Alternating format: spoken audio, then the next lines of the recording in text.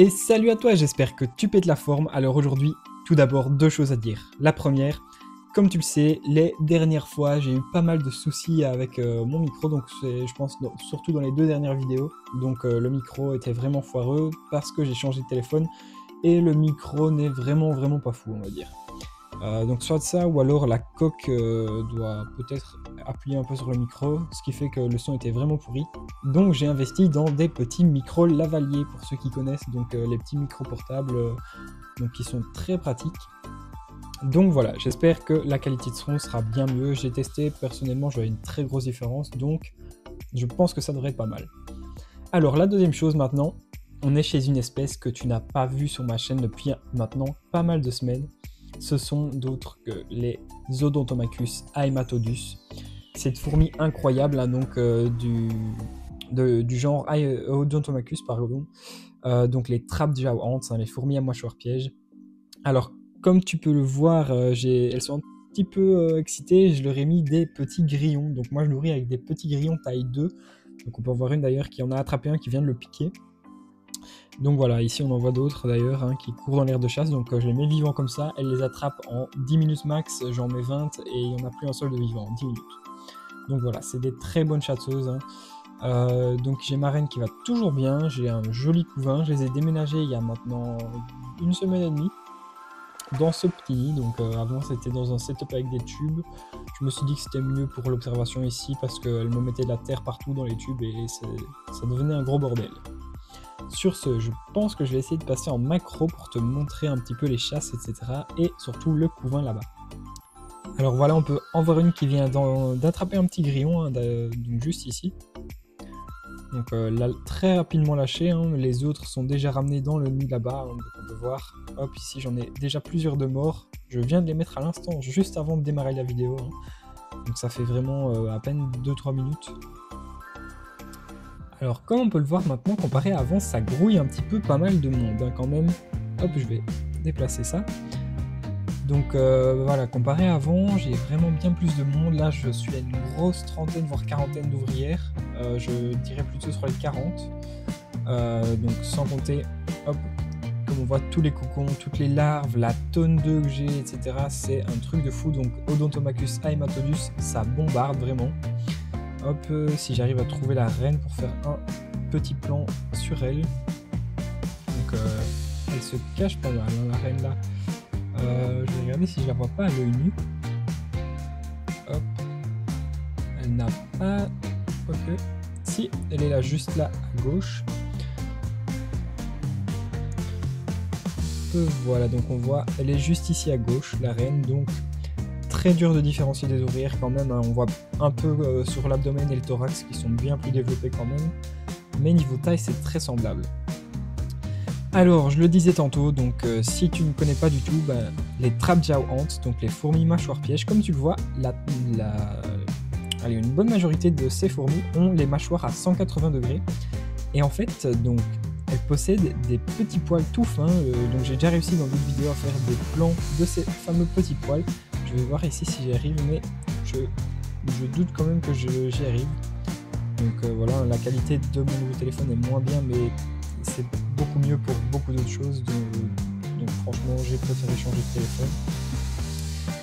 Donc voilà, il y a des petits poils sensoriels au bout, et dès que quelque chose va effleurer ces petits poils, en fait, ça va se refermer à une vitesse hallucinante, allant à plus de 230 km/h. Hein. Donc c'est actuellement...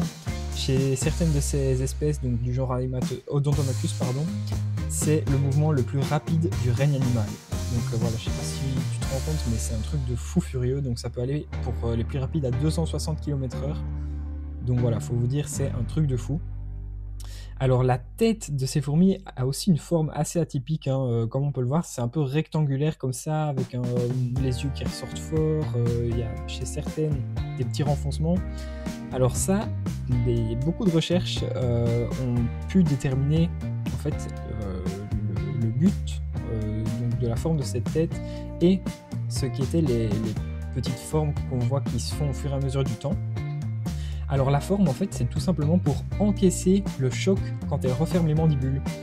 Donc voilà, faut se dire franchement 260 km/h comparé à leur taille, c'est une puissance mais énorme. Donc voilà, un humain si comme on est maintenant à notre stade de développement, si on se prenait donc la puissance qu'elles mettent comparée à notre poids, notre taille, etc., on mourrait direct sur le coup.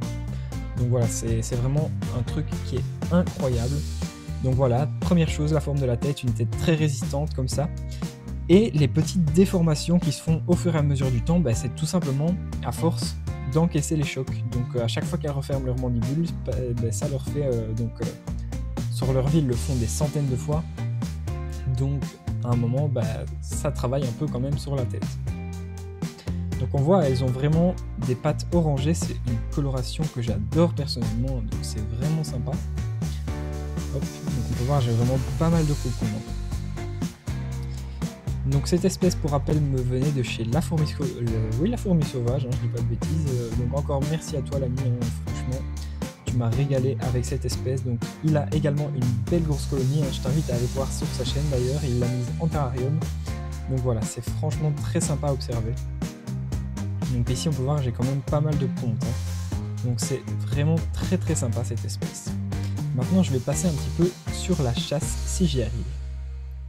Alors voilà, donc pour la chasse, à mon avis c'est pas gagné, donc c'est très compliqué, elles ont déjà tué pour manger la plupart des petits grillons. Donc voilà, il en reste plus beaucoup de vivants, vous voyez la rapidité, donc vous avez vu la rapidité de la fourmi pour se déplacer. Donc voilà, elle vient de l'attraper, elle a essayé de le piquer, mais malheureusement elle a attrapé celui du dessous en le piquant. Donc voilà, comme je le disais, on peut voir là, elles stockent déjà tout pour nourrir les larves.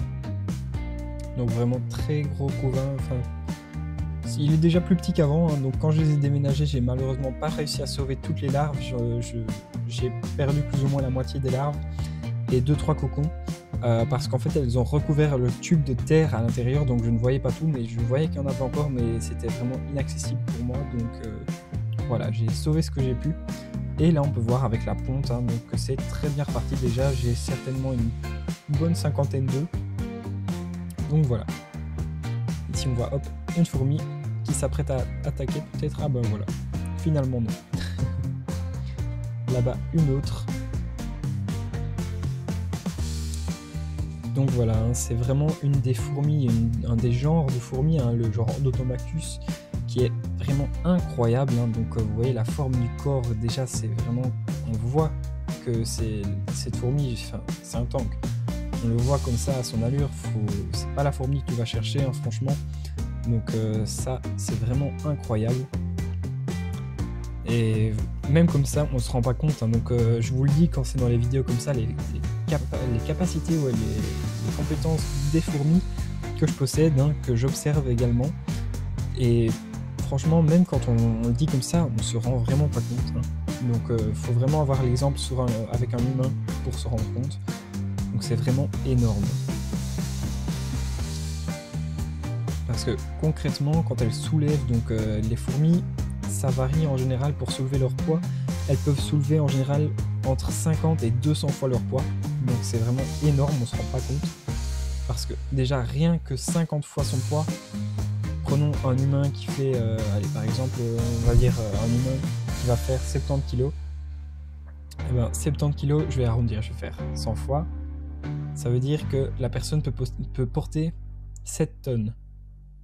Donc faut se rendre compte, faut se dire, et encore pour tout ce qui est par exemple les coupeuses de feuilles qui peuvent soulever jusqu'à 200 fois leur poids. Donc par exemple les Acrodyrmex octospinosus que je possède, ça c'est juste mais énorme. Donc 200 fois le poids, ça veut dire qu'un humain de plus ou moins 70 kg peut soulever plus de 14 tonnes. C'est vraiment un truc de fou furieux, c'est incroyable. Donc voilà. Ici on peut voir, j'ai une ouvrière, je viens de voir ici, une ouvrière qui vient de naître très probablement dans la journée ou hier ou avant-hier. J'arrive pas à la montrer, elle est allée se cacher à l'intérieur, je vais essayer de cacher avec ma main ici pour que vous puissiez voir. Donc voilà, j'ai un petit trou ici, un petit renfoncement, où les fourmis ne savent pas passer, mais il y a quand même un petit centimètre de profondeur, donc elles savent aller se cacher là-dedans. Donc voilà. Ici, c'est vraiment les larves typiques chez les Odontomachus, désolé pour la qualité d'image, quand je zoome, ça fait vraiment un truc dégueulasse, voilà. Mais bon voilà. Donc on voit bien avec les larves, comme je disais, hop, juste là. Donc on voit vraiment, c'est typique des Odontomachus avec plein de petits picots comme ça. Hop, si ça veut bien faire un petit focus au moins. Donc voilà, c'est plein de petites piques, hein, c'est vraiment super impressionnant. Pareil pour les œufs, regardez là, c'est une grappe avec plus de 20 œufs, je suis sûr et certain. Là, pareil, une autre ouvrière se trimbalait avec la même chose dans les mandibules, hein, donc ça me fait vraiment beaucoup de naissances à venir. Hein, donc voilà, comme je disais, hop, là on a dans les mandibules, il y en a là par terre, là à côté, certainement d'autres ouvrières qui en ont également. Regardez, une encore ici avec des œufs, ici avec un petit grillon. Hop, et si j'arrive à prendre un moment de chasse ici.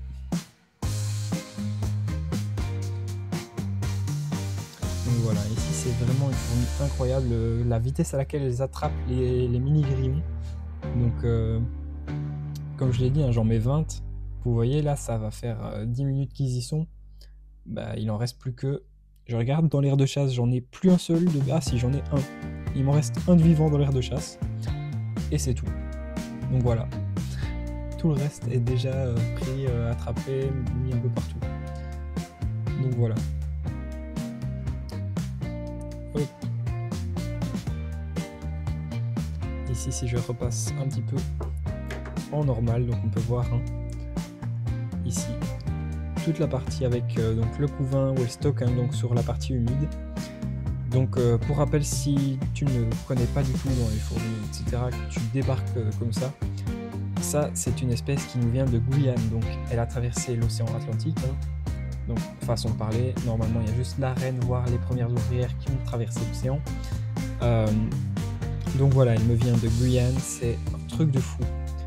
Franchement, c'est une espèce qui est magnifique et incroyable dans les Odontomachus, car c'est une des plus faciles, une qui a un développement rapide, qui pond beaucoup, et donc comme tu peux voir, c'est assez agressif. Hein. Donc franchement, elle a tout pour plaire, si ce n'est la coloration, même si les pattes sont un peu orangées, moi je préfère un peu les fourmis plus colorées. Hein. Donc dans le plus coloré, on a l'Odontomachus rixosus qui est un petit peu plus petite et qui elle est asiatique pardon. Mais elle a la capacité d'être polygyne, donc plusieurs reines dans la colonie, donc ça c'est assez sympa aussi. Donc Odontomachus rixosus, j'en ai déjà eu 2-3 fois. Hein. Personnellement voilà, c'était assez sympa à voir, mais personnellement je préfère bien mieux les Haematodus parce que c'est bien plus agressif. Et niveau développement aussi, c'est bien plus rapide je trouve. Allez, sur ce, ça nous fait déjà une belle petite vidéo. Donc je pense bientôt arrêter ici. Donc là on voit vraiment bien la coloration chez les ouvrières. Hop. Donc voilà, on voit vraiment leurs yeux qui ressortent. Hein. Dis-moi ce que tu en penses en commentaire, mais je trouve vraiment cette espèce vraiment fabuleuse.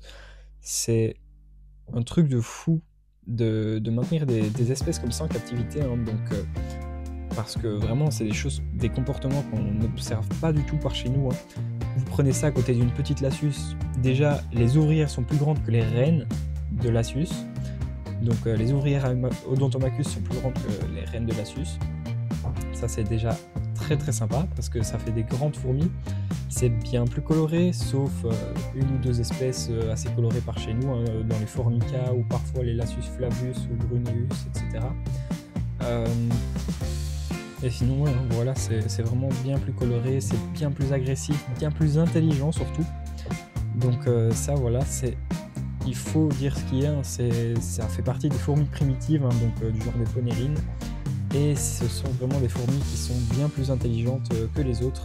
On voit qu'elles ne se déplacent pas du tout comme des Lasius, etc. le feraient.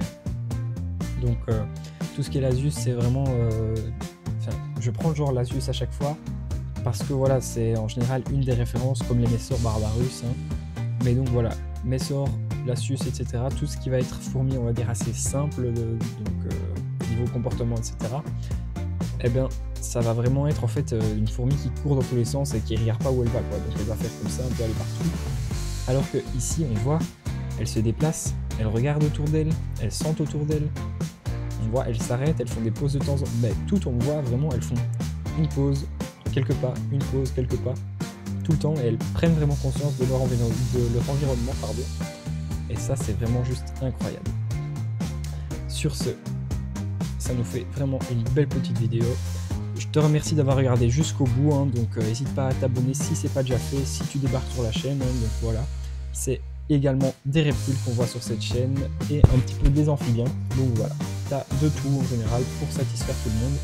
Et dans les prochaines vidéos, il y aura forcément des reptiles, car, petit spoil, j'ai pas mal de nouveautés. Hop, donc si je me retourne de l'autre côté, tu vois des terras. Donc voilà, ça c'est assez sympa. Les crevettes également, que je montre pas souvent du tout sur la chaîne, hein, mais voilà, faut savoir que j'ai également des crevettes. Hop, on voit, j'ai mis des petites nouvelles oranges également, hein, donc maintenant j'ai les Blue Velvet que je reproduis bien, donc je sais plus si c'est Caridina ou Neocaridina.